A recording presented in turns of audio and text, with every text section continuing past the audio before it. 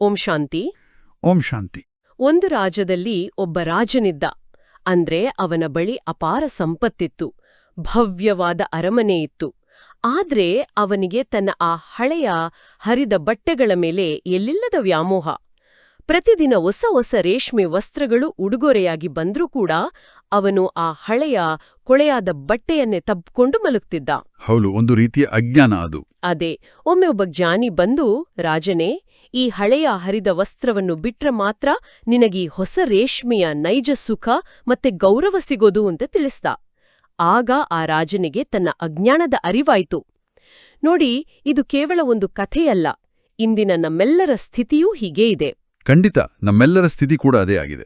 ಈ ಹಳೆಯ ಪ್ರಪಂಚ, ಹಳೆಯ ಶರೀರ ಎಂಬ ಹರಿದ ಬಟ್ಟೆಯ ಮೇಲಿನ ವ್ಯಾಮೋಹ ಬಿಟ್ಟಾಗಲೇ ನಮಗೆ ಆ ಹೊಸ ಸತ್ಯಯುಗದ ದೇವತಾ ಸುಖ ಸಿಗೋದು. ಇದನ್ನೇ ನಾವು ಮುರಳಿಯ ಭಾಷೆಯಲ್ಲಿ ವನವಾಸ ಅಥವಾ ಹಳೆಯ ಪ್ರಪಂಚದ ಮೇಲಿನ ಅನಾಸಕ್ತಿ ಅಂತ ಕರಿತೇವೆ. ಇಂದಿನ ಮುರಳಿ ಚಿಂತನೆಗೆ ನಿಮಗೆ ಸ್ವಾಗತ.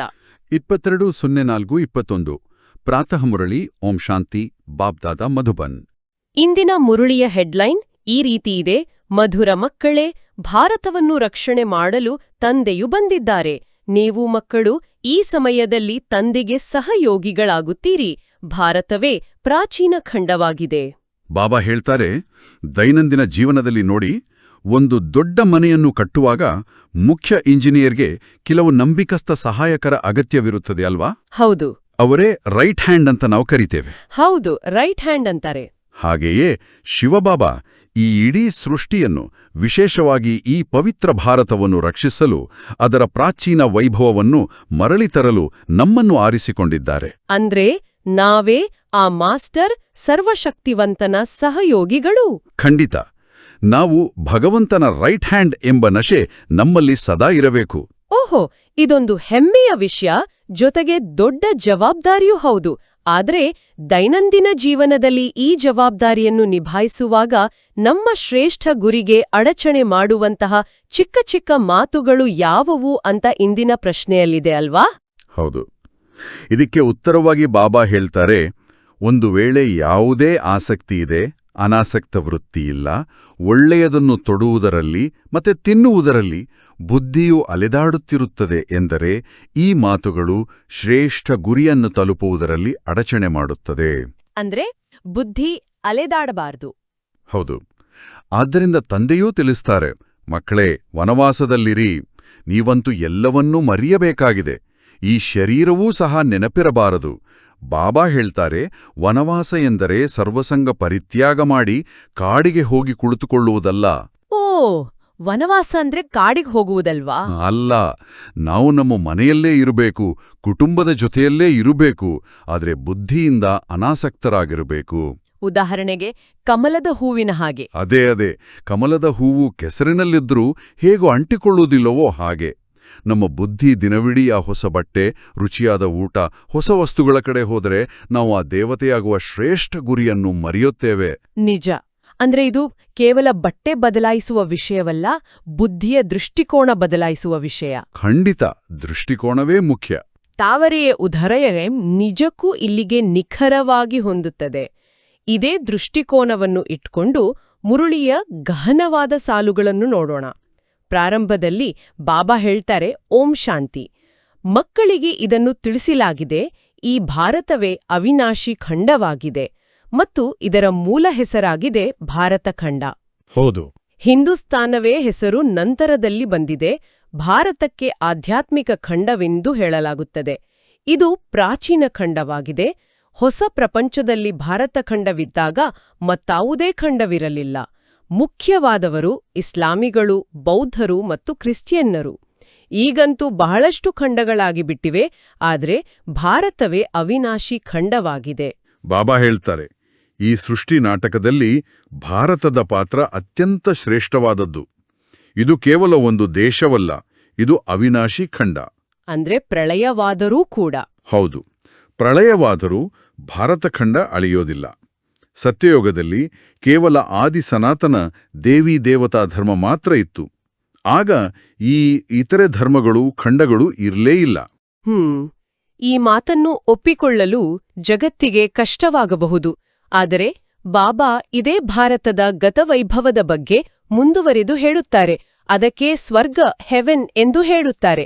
ಹೊಸ ಪ್ರಪಂಚದಲ್ಲಿ ಹೊಸ ಖಂಡವೂ ಭಾರತವೊಂದೇ ಆಗಿದೆ. ಹೌದು, ಹೊಸ ಪ್ರಪಂಚ ಅಂದ್ರೆ ಭಾರತ ಮಾತ್ರ. ಹೊಸ ಪ್ರಪಂಚವನ್ನು ರಚಿಸುವವರು ಪರಮಪಿತ ಪರಮಾತ್ಮ, ಸ್ವರ್ಗದ ರಚಯಿತನಾಗಿದ್ದಾರೆ.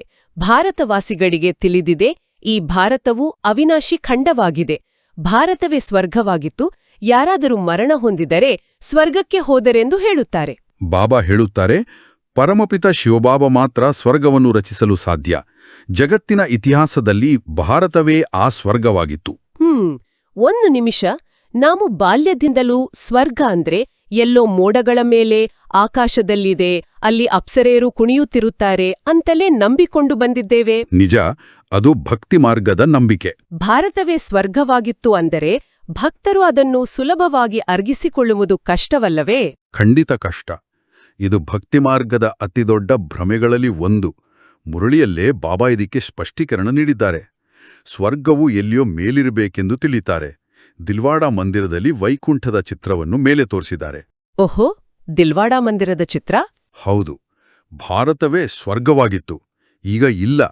ಈಗಂತೂ ನರಕವಾಗಿದೆ ಎಂಬುದು ಯಾರ ಬುದ್ಧಿಯಲ್ಲಿಯೂ ಬರೋದಿಲ್ಲ ಅಂದಮೇಲೆ ಇದು ಅಜ್ಞಾನವಾಯಿತಲ್ಲವೇ ಅಂತ ಬಾಬಾ ಕೇಳ್ತಾರೆ. ಬಾಬಾ ಹೇಳುತ್ತಾರೆ, ರಾಜಸ್ಥಾನದ ಮೌಂಟ್ ಅಬೂನಲ್ಲಿರುವ ದಿಲ್ವಾಡ ಮಂದಿರದಲ್ಲಿ ಮೇಲ್ಛಾವಣಿಯಲ್ಲಿ ಸ್ವರ್ಗದ ಚಿತ್ರ ಬಿಡಿಸಿದ್ದಾರೆ. ಭಕ್ತರು ಅದನ್ನು ನೋಡಿ ಸ್ವರ್ಗ ಆಕಾಶದಲ್ಲಿದೆ ಎಂದು ತಿಳಿದುಕೊಂಡರು. ಅಂದ್ರೆ ಅದು ಕೇವಲ ಒಂದು ಸಂಕೇತ ಅಷ್ಟೇ? ಖಂಡಿತ. ಅದು ನಮ್ಮ ಶ್ರೇಷ್ಠ ಸ್ಥಿತಿಯನ್ನು, ಉನ್ನತ ಮಟ್ಟವನ್ನು ಸೂಚಿಸುತ್ತದೆ. ನಮಗೆ ದಾದೀಜಿಯವರ ಅಂದ್ರೆ ಪ್ರಕಾಶ್ಮಣಿ ದಾದಿಯವರ ಉದಾಹರಣೆ ನೆನಪಾಗ್ತದೆ. ಹೌದು, ದಾದೀಜಿಯವರ ಸ್ಥಿತಿ ಅದ್ಭುತವಾಗಿತ್ತು.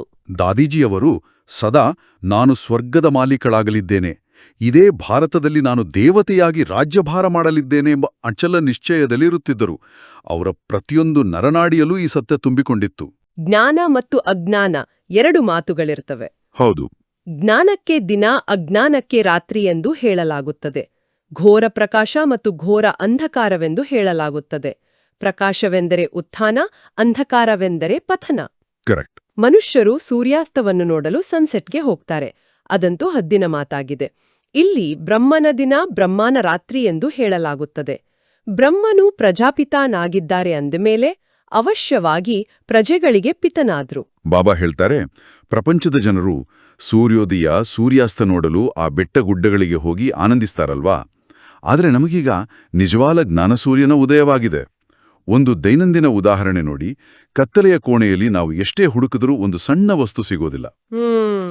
ಹೌದು, ಕತ್ಲೆಯಲ್ಲಿ ಏನೂ ಕಾಣಿಸಲ್ಲ.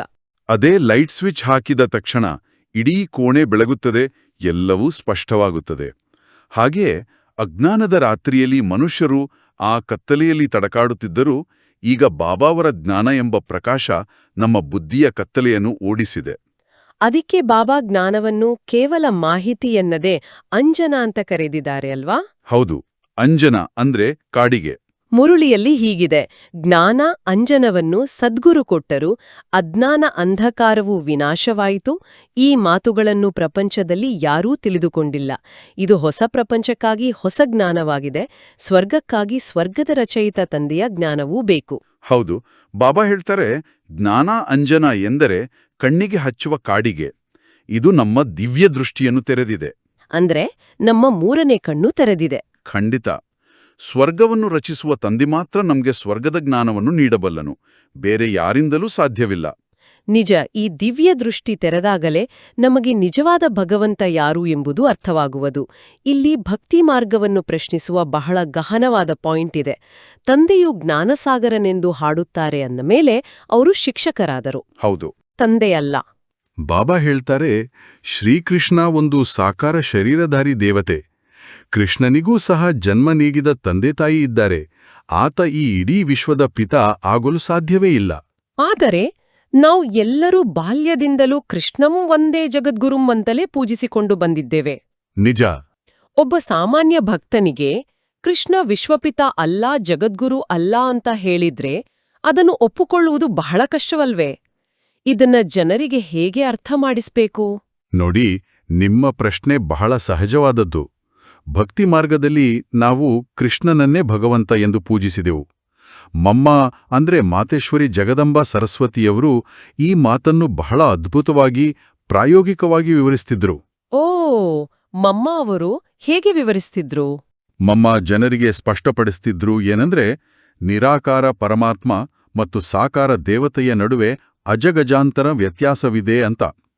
ಮುರಳಿಯಲ್ಲಿ ಮುಂದುವರೆದು ಬಾಬಾ ಹೇಳುವಂತೆ, ಶ್ರೀಕೃಷ್ಣನು ಯಾವಾಗ ಬೆಳೆದು ದೊಡ್ಡವನಾಗಿ ವಿವಾಹವಾಗುವುದೋ ಆಗ ಒಬ್ಬರು ಅಥವಾ ಇಬ್ಬರು ಮಕ್ಕಳಿಗೆ ತಂದೆಯಾಗುವರು. ಹೌದು, ಲೌಕಿಕ ರೀತಿಯಲ್ಲಿ. ರಾಧೇಕೃಷ್ಣರನ್ನು ರಾಜಕುಮಾರಿ ಎಂದು ಹೇಳಲಾಗುತ್ತದೆ. ಅವರಿಗೆ ನಂತರ ಸ್ವಯಂವರವೂ ಆಗಿರಬೇಕು. ವಿವಾಹದ ನಂತರವೇ ತಂದೆ ತಾಯಿಯಾಗುತ್ತಾರೆ. ಅವರಿಗೆಂದು ವಿಶ್ವಪಿತನೆಂದು ಹೇಳಲು ಸಾಧ್ಯವಿಲ್ಲ. ಅಂದ್ರೆ ಕೃಷ್ಣ ಕೇವಲ ದೇವತೆ? ಖಂಡಿತ. ಕೃಷ್ಣ 16 ಕಲೆ ಸಂಪೂರ್ಣ ದೇವತೆ ಹೌದು. ಆದರೆ ಅವನನ್ನು ಆ ಮಟ್ಟಕ್ಕೆ ಏರಿಸಿದವನು ಆ ನಿರಾಕಾರ ಶಿವಬಾಬಾ ಎಂದು ಮಮ್ಮ ಬಿಡಿಸಿ ಹೇಳುತ್ತಿದ್ದರು. ಮಮ್ಮ ಅವರ ಆ ಸ್ಪಷ್ಟತೆ ಅದ್ಭುತ. ಕೃಷ್ಣ ಕೇವಲ ದೇವತೆ ಎಂದಾದರೆ ಈ ಇಡೀ ಮನುಷ್ಯ ಸೃಷ್ಟಿಗೆ ನಿಜವಾದ ತಂದೆ ಯಾರು ಎಂಬ ಪ್ರಶ್ನೆ ಬರುತ್ತದೆ. ಹೌದು. ಅದಕ್ಕೆ ಬಾಬಾ ನಿರಾಕಾರ ತಂದೆಯ ಪರಿಚಯ ನೀಡುತ್ತಾ ಹೇಳುತ್ತಾರೆ, ಕೇವಲ ಒಬ್ಬ ನಿರಾಕಾರ ತಂದೆಗೆ ವಿಶ್ವಪಿತನೆಂದು ಹೇಳಲಾಗುತ್ತದೆ. ಗ್ರೇಟ್ ಗ್ರ್ಯಾಂಡ್ ಫಾದರ್ ಎಂದು ಶಿವತಂದೆಗೆ ಹೇಳಲು ಸಾಧ್ಯವಿಲ್ಲ. ಗ್ರೇಟ್ ಗ್ರ್ಯಾಂಡ್ ಫಾದರ್ ಪ್ರಜಾಪಿತ ಬ್ರಹ್ಮನಾಗಿದ್ದಾರೆ. ಅವರಿಂದ ವಂಶಾವಳಿಯಾಗ್ತಿದೆ. ಶಿವತಂದೆಯು ನಿರಾಕಾರ ಪರಮಾತ್ಮನಾಗಿದ್ದಾರೆ. ಅವರು ನಿರಾಕಾರ ಆತ್ಮರ ತಂದೆಯಾಗಿದ್ದಾರೆ. ಬಾಬಾ ಹೇಳ್ತಾರೆ, ನಾವು ಆತ್ಮಗಳು. ನಮ್ಮೆಲ್ಲರ ತಂದೆ ಆ ನಿರಾಕಾರ ಶಿವ ಪರಮಾತ್ಮ. ಆದರೆ ನಾವೆಲ್ಲರೂ ಶರೀರಧಾರಿ ಮನುಷ್ಯರು. ಹೌದಲ್ವಾ? ಶರೀರ ಇದ್ದೇ ಇದೆ. ಈ ಮನುಷ್ಯ ಸೃಷ್ಟಿಯ ಮೊದಲ ವ್ಯಕ್ತಿ great grand father Prajapita Brahma. ಇದು ನಾವು ಸ್ಪಷ್ಟವಾಗಿ ಅರ್ಥಮಾಡಿಕೊಳ್ಳಬೇಕಾದ ಗುಹ್ಯ ರಹಸ್ಯ. ಈ ಗುಹ್ಯ ರಹಸ್ಯ ನಮಗೆ ಈಗಷ್ಟೇ ಗೊತ್ತಾಗ್ತಿದೆ. ಭಕ್ತಿ ಮಾರ್ಗದಲ್ಲಿ ನಾವು ಎಷ್ಟು ಕತ್ತಲೆಯಲ್ಲಿ ತಡಕಾಡ್ತಿದ್ವಿ. ನಿಜ. ಮುರಳಿಯಲ್ಲಿ ಬಾಬಾ ಹೇಳುವ ಹಾಗೆ ನಿರಾಕಾರಿ ಆತ್ಮರು ಇಲ್ಲಿ ಶರೀರದಲ್ಲಿದ್ದಾಗ ಭಕ್ತಿ ಮಾರ್ಗದಲ್ಲಿ ತಂದೆಯನ್ನು ಕರೆಯುತ್ತಾರೆ. ಇವೆಲ್ಲ ಹೊಸ ಮಾತುಗಳನ್ನು ನೀವು ಹೇಳುತ್ತೀರಿ. ಯಥಾರ್ಥ ರೀತಿಯಿಂದ ಯಾವುದೇ ಶಾಸ್ತ್ರಗಳಲ್ಲಿಲ್ಲ. ಹೌದು, ಶಾಸ್ತ್ರಗಳಲ್ಲಿ ಇಲ್ಲ. ತಂದೆಯೂ ಬಂದಾಗಲೇ ಯಥಾರ್ಥ ಜ್ಞಾನವನ್ನು ತಿಳಿಸುವರು. ಮಕ್ಕಳಿಗೆ ಸನ್ಮುಖದಲ್ಲಿ ತಿಳಿಸಿ ಆಸ್ತಿಯನ್ನು ಕೊಡುತ್ತಾರೆ. ನಂತರ ಶಾಸ್ತ್ರಗಳು ರಚಿಸಲ್ಪಡುತ್ತವೆ. ಅವು ಸಹ ಯಥಾರ್ಥವಾಗಿ ರಚಿಸಲ್ಪಡುವುದಿಲ್ಲ. ಏಕೆಂದರೆ ಸತ್ಯದ ಪ್ರಪಂಚವೇ ಸಮಾಪ್ತಿಯಾಗಿ ಅಸತ್ಯಖಂಡವಾಗಿ ಬಿಡುತ್ತದೆ. ಸತ್ಯದಿಂದ ಏರುವ ಕಲೆ ಆಗಿದೆ. ಬಾಬಾ ಹೇಳ್ತಾರೆ, ಈಗ ಸಂಗಮಯುಗದಲ್ಲಿ ಬಾಬಾ ನಮಗೆ ಏನು ಜ್ಞಾನ ಕೊಡ್ತಿದ್ದಾರೋ ಅದು ಸತ್ಯಯುಗ ತ್ರೇತಾಯುಗದಲ್ಲಿ ಇರುವುದಿಲ್ಲ. ಅಲ್ಲಿ ಕೇವಲ ಸುಖದ ಪ್ರಲಬ್ಧ, ಅಂದರೆ ಹಣ್ಣು ಉಣ್ಣುವ ಸಮಯ ಇರ್ತದೆ. ಅಂದ್ರೆ ಆ ಜ್ಞಾನದ ಅವಶ್ಯಕತೆ ಅಲ್ಲಿ ಇರೋದಿಲ್ಲ. ಖಂಡಿತ ಇರುವುದಿಲ್ಲ. ನಂತರ ದ್ವಾಪರಯುಗದಲ್ಲಿ ಮನುಷ್ಯರು ಬರೆಯುವ ಶಾಸ್ತ್ರಗಳು ಕೂಡ ಅಪೂರ್ಣವೇ ಆಗಿರ್ತವೆ. ಏಕೆಂದರೆ ಆಗಲೇ ಇಳಿಯುವ ಕಲೆ ಶುರುವಾಗಿ ಬಿಟ್ಟಿರ್ತದೆ. ಭಕ್ತಿ ಹೇಗೆ ನಮ್ಮನ್ನು ಕೆಳಗೆ ತಂದಿತು ಎಂಬುದಕ್ಕೆ ಬಾಬಾ ಇಲ್ಲಿ ಒಂದು ಸುಂದರವಾದ ರೂಪಕವನ್ನು ಬಳಸಿದ್ದಾರೆ. ಯಾವ ರೂಪಕ? ಭಕ್ತಿಯು ರಾತ್ರಿಯಾಗಿದೆ, ಅಂಧಕಾರದಲ್ಲಿ ಮೋಸ ಹೋಗ್ತಿರ್ತಾರೆ, ತಲೆ ಬಾಗುತ್ತಾ ಇರ್ತಾರೆ. ಇಂಥ ಘೋರ ಅಂಧಕಾರವಿದೆ. ಮನುಷ್ಯರಿಗೆ ಏನೂ ಗೊತ್ತಾಗುವುದೇ ಇಲ್ಲ. ಈಗಂತೂ ನೀವು ಮಕ್ಕಳು ಜ್ಞಾನ ಸೂರ್ಯನ ಉದಯವನ್ನು ನೋಡಬೇಕಾಗಿದೆ. ಭಾರತದ ಉತ್ಥಾನ ಮತ್ತು ಪತನ. ಭಾರತವು ಸೂರ್ಯನು ಮುಳುಗಿದಂತೆ ಮುಳುಗಿ ಹೋಗುತ್ತದೆ. ಸತ್ಯನಾರಾಯಣನ ಕಥೆಯಲ್ಲಿ ಇದನ್ನು ತೋರಿಸುತ್ತಾರೆ.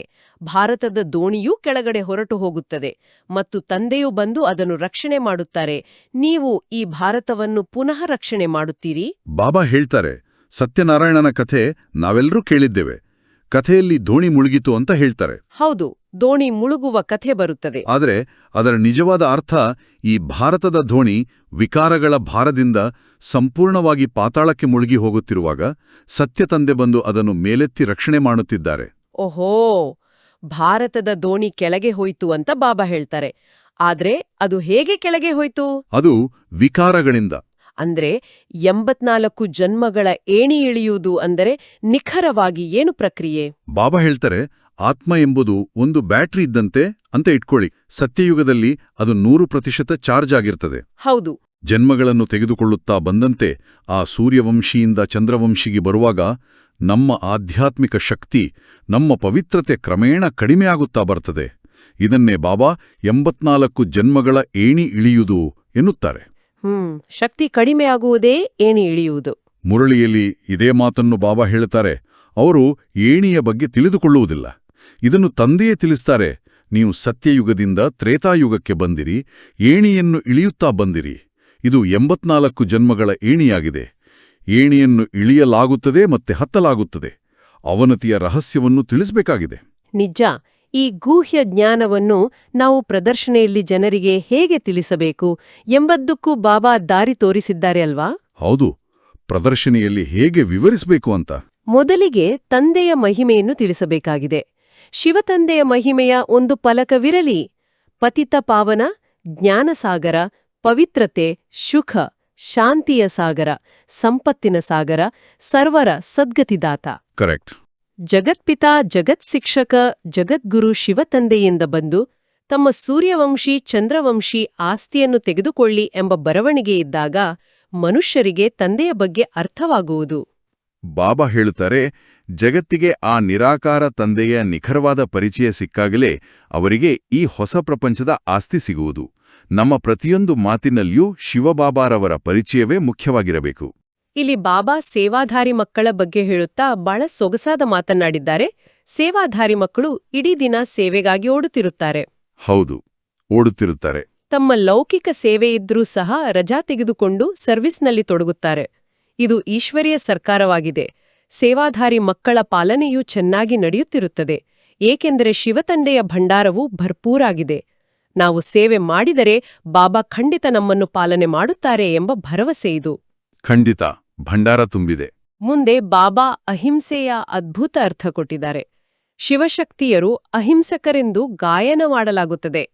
ಆದರೆ ಚಿತ್ರಗಳಲ್ಲಿ ದೇವಿಯರಿಗೂ ಸಹ ಆಯುಧಗಳನ್ನು ಕೊಟ್ಟು ಹಿಂಸೆಯನ್ನು ತೋರಿಸ್ಬಿಟ್ಟಿದ್ದಾರೆ.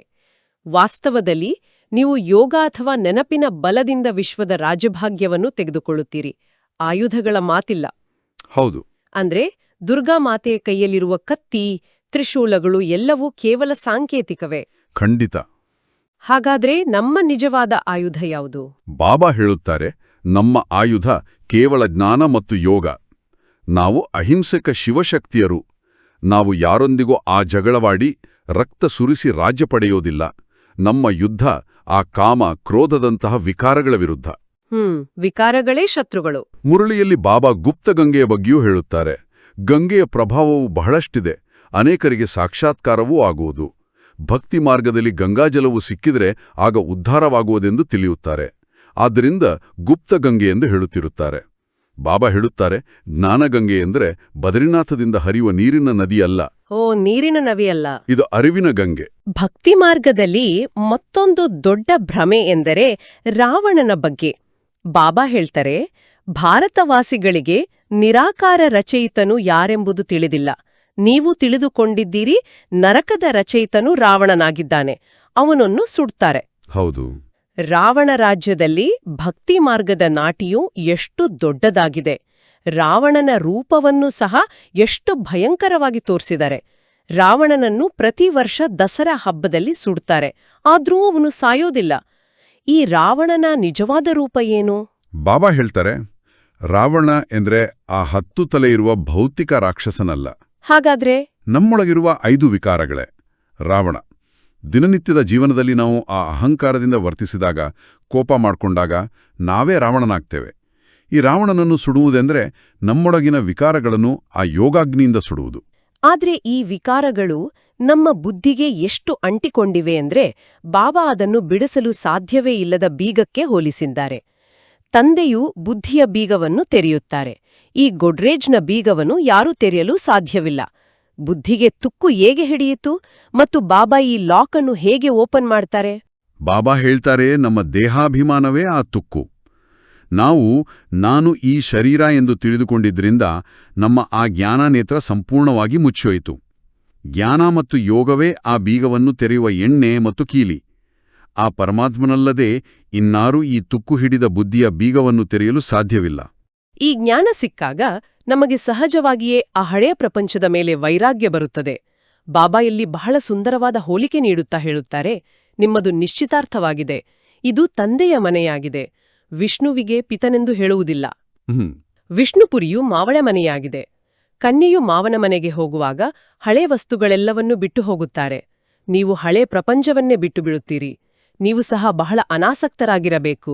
ದೇಹಾಭಿಮಾನವನ್ನು ಬಿಡಬೇಕಾಗಿದೆ. ಬಾಬಾ ಹೇಳ್ತಾರೆ, ನಮ್ಮ ಬ್ರಹ್ಮ ಬಾಬಾ ಅವರವರ ಅಂದ್ರೆ ಪಿತಶ್ರೀ ಉದಾಹರಣೆ ತೆಗೆದುಕೊಳ್ಳಿ. ಹೌದು, ಬಾಬಾ ಅವರಿಗೆ ಅಪಾರ ಸಂಪತ್ತಿತ್ತು. ರತ್ನಗಳ ವ್ಯಾಪಾರಿಯಾಗಿ ದೇಶ ವಿದೇಶಗಳಲ್ಲಿ ಹೆಸರಿತ್ತು. ಆದರೆ ಒಮ್ಮೆ ಜ್ಞಾನ ಸಿಕ್ಕ ತಕ್ಷಣ ನನ್ನದೆಲ್ಲವೂ ನಿನ್ನದು ಎಂದು ಎಲ್ಲವನ್ನೂ ತ್ಯಜಿಸಿ ಅನಾಸಕ್ತರಾದರು. ಆ ಮಟ್ಟದ ವೈರಾಗ್ಯ ನಮ್ಮಲ್ಲೂ ಬರಬೇಕು. ಖಂಡಿತ. ನಾವು ಸತ್ಯಯುಗ ಎಂಬ ಮಾವನ ಮನೆಗೆ ಹೋಗುತ್ತಿದ್ದೇವೆ. ಈ ಹಳೆಯದೆಲ್ಲವನ್ನೂ ಮರೆಯಬೇಕು. ಖಂಡಿತ. ಮುರಳಿಯ ಕೊನೆಯ ಸಾಲುಗಳಲ್ಲಿ ಬಾಬಾ ಇದನ್ನೇ ಬೇಹದ್ದಿನ ಸನ್ಯಾಸ ಅಂತ ಕರೆದಿದ್ದಾರೆ. ಹೆಚ್ಚು ಬೆಲೆಯ ಸೀರೆಯನ್ನು ಧರಿಸುತ್ತೀರೆಂದರೆ ಕೂಡಲೇ ದೇಹಾಭಿಮಾನವೂ ಬಂದುಬಿಡುವುದು.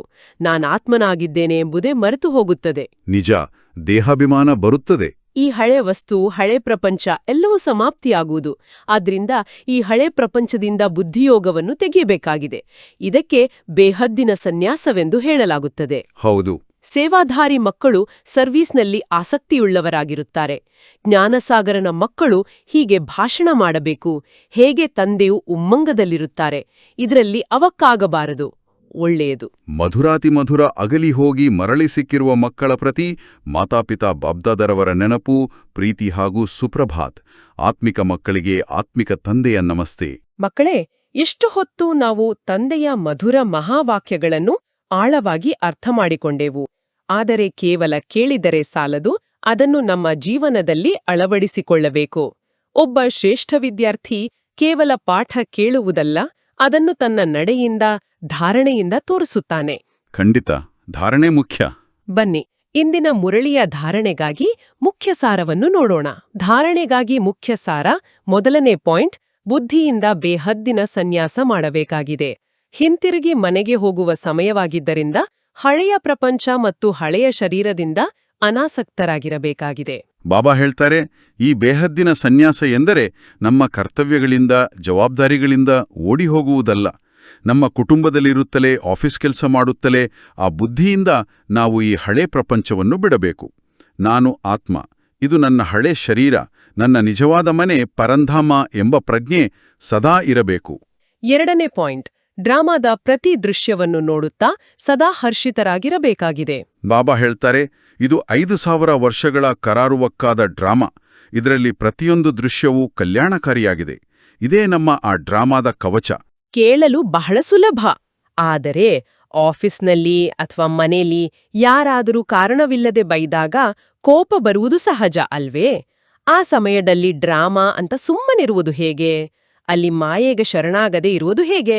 ಅದಕ್ಕೆ ಬಾಬಾ ಇಂದಿನ ವರದಾನ, ಸ್ಲೋಗನ್ ಮತ್ತು ಅವ್ಯಕ್ತ ಇಶಾರೆಯಲ್ಲಿ ಬಹಳ ಪ್ರಾಯೋಗಿಕ ಪರಿಹಾರ ಕೊಟ್ಟಿದ್ದಾರೆ.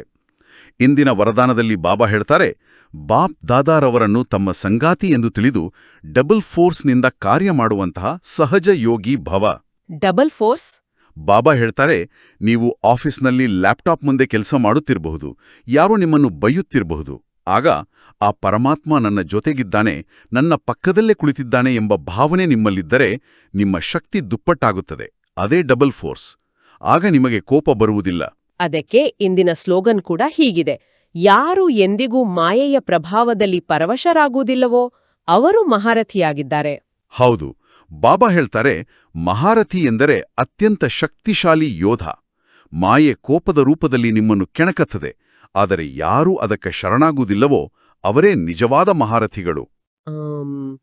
ಮಹಾರಥಿ ಹೇಗಿರಬೇಕು ಅಂತ ಇಂದಿನ ಅವ್ಯಕ್ತ ಸೂಚನೆಯಲ್ಲಿ ಬಾಬಾ ಹೇಳಿದ್ದಾರೆ, ಮಹಾನರಗಿರಲು ಮಧುರತೆ ಮತ್ತು ನಮ್ರತೆಯ ಗುಣ ಧಾರಣೆ ಮಾಡಿ.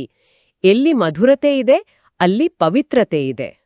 ಬಾಬಾ ಹೇಳುತ್ತಾರೆ, ಯಾರಾದರೂ ನಮ್ಮನ್ನು ಟೀಕಿಸಿದರೂ ನಮ್ರತೆಯಿಂದ ಮಧುರವಾಗಿ ಉತ್ತರಿಸುವುದೇ ನಿಜವಾದ ಬ್ರಾಹ್ಮಣನ ಲಕ್ಷಣ. ನಮ್ಮ ದಿನನಿತ್ಯದ ಮಾತುಕತೆಯಲ್ಲಿ ಎಳ್ಳಷ್ಟು ಕೋಪ ಇರಬಾರದು. ಖಂಡಿತ. ಈಗ ನಾವೆಲ್ಲರೂ 1-2 ನಿಮಿಷಗಳ ಕಾಲ ಆ ಪ್ರೀತಿಯ ತಂದೆಯ ನೆನಪಿನಲ್ಲಿ ಯೋಗಾಭ್ಯಾಸದಲ್ಲಿ ಮುಳುಗೋಣ. ನಿಮ್ಮ ದೇಹವನ್ನು ಸಂಪೂರ್ಣವಾಗಿ ಸಡಿಲಗೊಳಿಸಿ, ಹೊರಗಿನ ಪ್ರಪಂಚದ ಸದ್ದುಗಳನ್ನು ಮರೆಯಿರಿ. ನಾನು ಈ ಮಾಂಸಮೂಳೆಯ ಶರೀರವಲ್ಲ, ನಾನು ಈ ಬೃಕುಟಿಯ ಮಧ್ಯದಲ್ಲಿ ಕುಳಿತಿರುವ ಒಂದು ದಿವ್ಯ ಜ್ಯೋತಿ, ಹೊಳೆಯುತ್ತಿರುವ ನಕ್ಷತ್ರ. ನನ್ನ ಮೂಲಮನೆ ಆ ಪರಂಧಾಮ. ಅಲ್ಲಿ ಆ ಕೆಂಪು ಬೆಳಕಿನ ಪ್ರಪಂಚದಲ್ಲಿ ನನ್ನ ಪ್ರೀತಿಯ ತಂದೆ ಶಿವಬಾಬಾ ಇದ್ದಾರೆ. ಆ ಜ್ಞಾನಸೂಯನಿಂದ ಶಾಂತಿಯ, ಪವಿತ್ರತೆಯ ಕಿರಣಗಳು ನೇರವಾಗಿ ನನ್ನ ಮೇಲೆ ಬೀಳುತ್ತಿವೆ. ನನ್ನ ಬುದ್ಧಿಯ ತುಕ್ಕು ಕಳಚಿ ಬೀಳುತ್ತಿದೆ. ನಾನು ಆತ್ಮಶಕ್ತಿಯಿಂದ ತುಂಬಿಕೊಳ್ಳುತ್ತಿದ್ದೇನೆ. ನನ್ನ ಎಲ್ಲ ವಿಕಾರಗಳು, ದುಃಖಗಳು ಭಸ್ಮವಾಗುತ್ತಿವೆ. ನಾನು ಮಾಸ್ಟರ್ ಸರ್ವಶಕ್ತಿವಂತ. ಶಿವಬಾಬಾ ನನ್ನ ಸದಾಕಾಲದ ಸಂಗಾತಿ. ಓಂ ಶಾಂತಿ. ಇಂದಿನ ಮುರಳಿಯ 3 ಮುಖ್ಯ ಸಾರಾಂಶಗಳನ್ನು ಮತ್ತೊಮ್ಮೆ ಮೆಲುಕು ಹಾಕೋಣ. 1.